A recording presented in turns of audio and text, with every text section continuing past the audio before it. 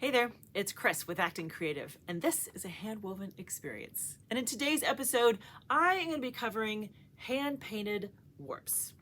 Now, I'm going to start with a big disclaimer that says, I honestly haven't worked with very many of them.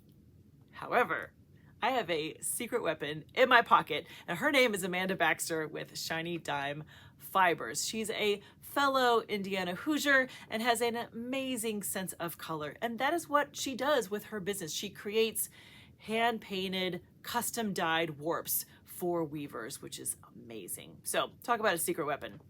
So I knew that I wanted to try my hand at a hand-painted warp, and I called her up and said, Amanda, what are some tips that you would give me to get the most out of the experience?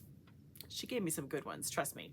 Before we get to the tips though, let's just make sure to understand what I mean when I say a hand-painted warp. Now, you know the word warp, right? It usually refers to like a yarn that's going through the loom under tension. Well, a warp can be a warp yarn, singular, or it can refer to a warp being all of the yarns for an entire project that go through the loom and are under tension. So in this application, when we say a hand-painted warp, it is a grouping of yarns. It's not a singular yarn. And when we say hand-painted, well, you can pretty much imagine what that is, right? Imagine that someone has laid out a whole grouping of yarns and they're taking a paintbrush and they're just making the magic happen. It's really fun to watch her do this.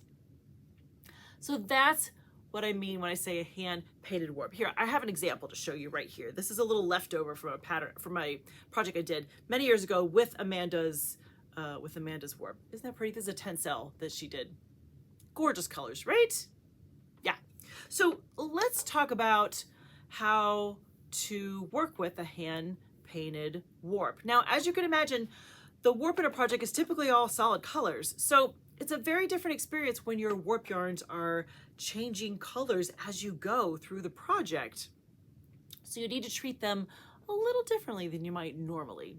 So here are Amanda's amazing tips for working with hand-painted warps.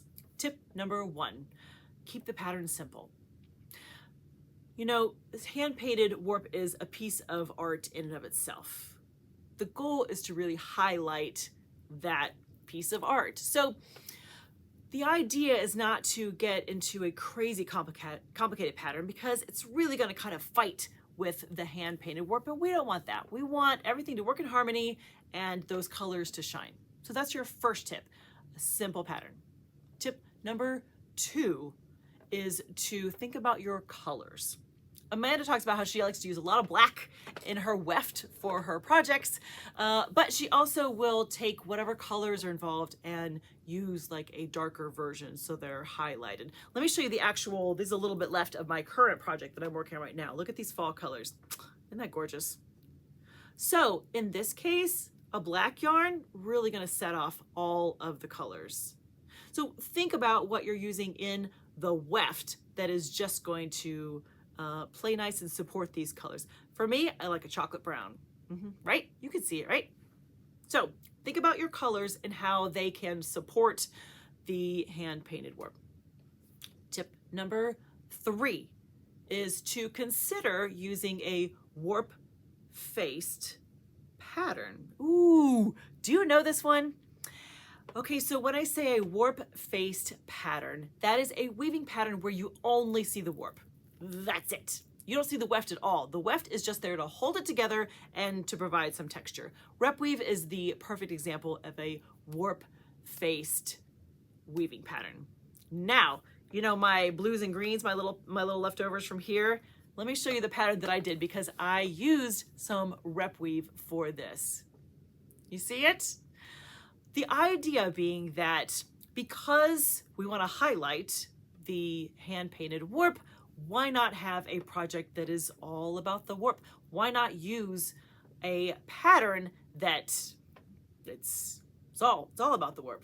That's the whole idea. So those are 3 amazing tips for when you are working with a hand-painted warp. Keep the pattern simple.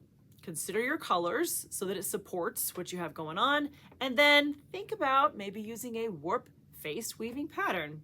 Good ideas, right? She's so smart. Now, Amanda has a very special video to share all about kind of working with her specific shiny dime warps and how you can easily get them into your rigid heddle loom. So I will provide a link below and you can zip right over there and learn more information about that. So if you haven't tried a hand-painted warp, friends, this is your cue. This is your sign to give it a go because it really is a very different experience and so much fun. All right, friends, have a great week. Happy weaving.